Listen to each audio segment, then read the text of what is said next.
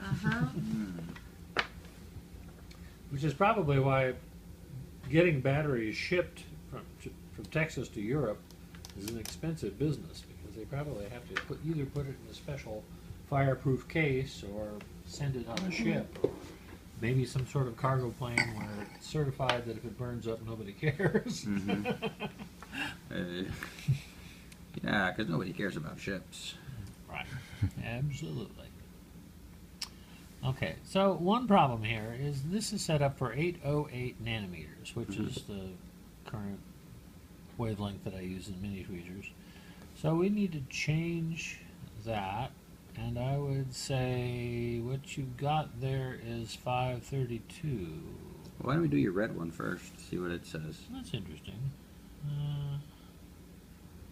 Why is 532 not on the list? Can you go up and down the list? Is there more lists hidden off screen? I don't see it. C635. Wait a minute.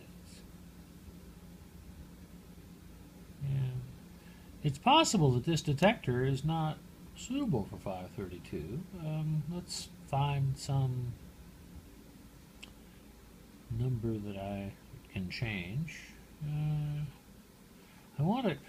I believe this is 635, so I want to keep that. I think I'm going to take this 785 and edit is hold okay.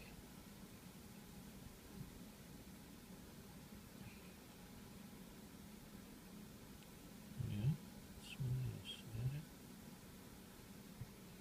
So you can go left, yeah, there. So now you can change that to 3, yeah? What? Oh, there it is. Okay. I would like to change it to a 5. So you go down 1, 2, there it is. Okay. Over 1, down to 3. Yes. Okay, there it is. 532. Okay, let's see. Maybe it bought Okay. it. Exit is lambda. Okay. Let's say that I want to go there. Okay, 532. All right, it bought it. So, you know, silicon detectors have a peak sensitivity around 800 nanometers, but and they're not very sensitive. Well, remember we were using the infrared laser at 1,435, I think, and they don't see that at all. No, they don't. So too far into the infrared, this won't see it. But this is a piece of silicon underneath there. Okay. And it says there's 0.02 milliwatts of room light here. Okay. But you know, using this guy, even using this, it'll go up to like 3 milliwatts. But it's probably wrong because it's not set up for it's the not right set wavelength. up for this wavelength. So the sensitivity of this varies a lot with the wavelength, with the color of the light. So we have to tell it what color it's going to be, and then it can keep track of what that should be. So is this going to bounce off of this and hit us all in the eyes? Don't bounce off it, yeah. Okay. There we go. I don't see diddly. Hi. All right, just a minute. How about high would mean we put it this way. I just slid A filter. a filter in front of it. I Okay. gave it dark glasses. All right, so 0.33 watts, 330 milliwatts. That's a lot. That's a lot of power, a third of a watt. Does that square with the battery? Well, that's more power than we normally have in an optical tweezers. Yes. It should really be able to burn holes and things. See if we can smoke this baby. And the battery dies. Which is rechargeable, so. Didn't somebody in the comments for this thing say that the battery lasted like 2 minutes? Yeah, they did. That might be A why. few people said the battery did not last very long at all. Mm-hmm. But Maybe they had it running solid for 2 or 3 minutes. But 300 milliwatts is definitely in the danger zone for For your eyeballs. for your eyeballs. Yeah. Yes. What if we put this thing back on? Is it gonna do anything different? Okay. Let's see.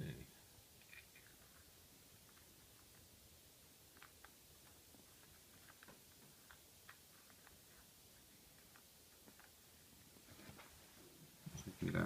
Go ahead.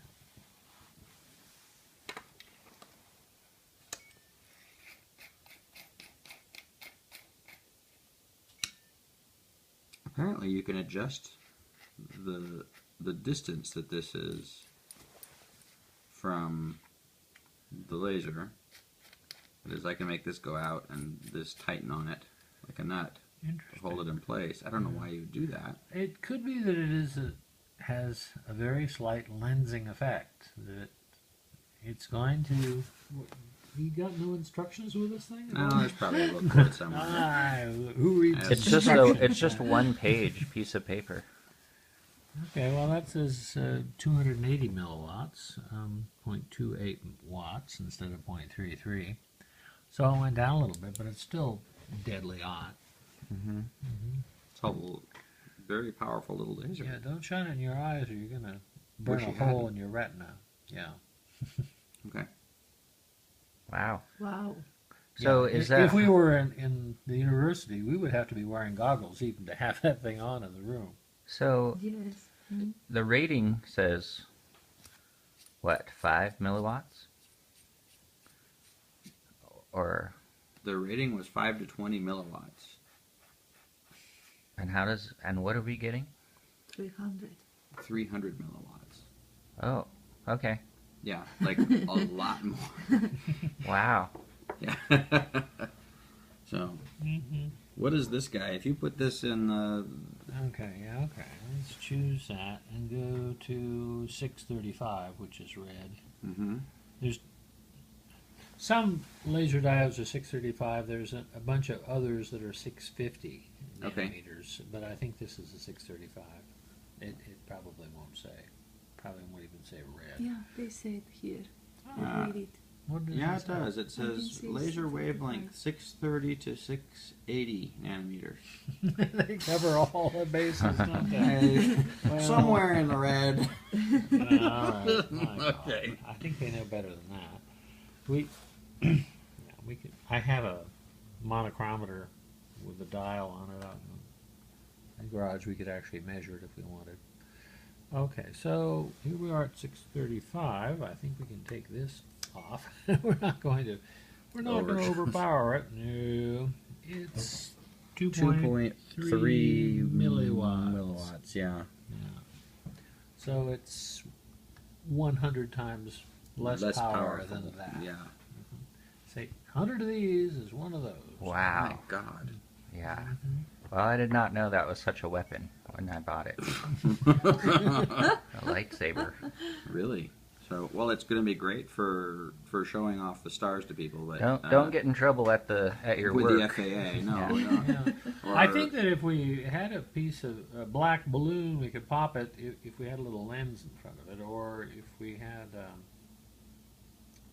well, you know, if you just Can I see? have Of a course. black object, or even black paper, with, let's say, a 100 millimeter focal length lens sitting in front of it, and you in front of it by 100 millimeters at the focal length of the lens, and you shine that into it, you should be able to burn a hole through the paper.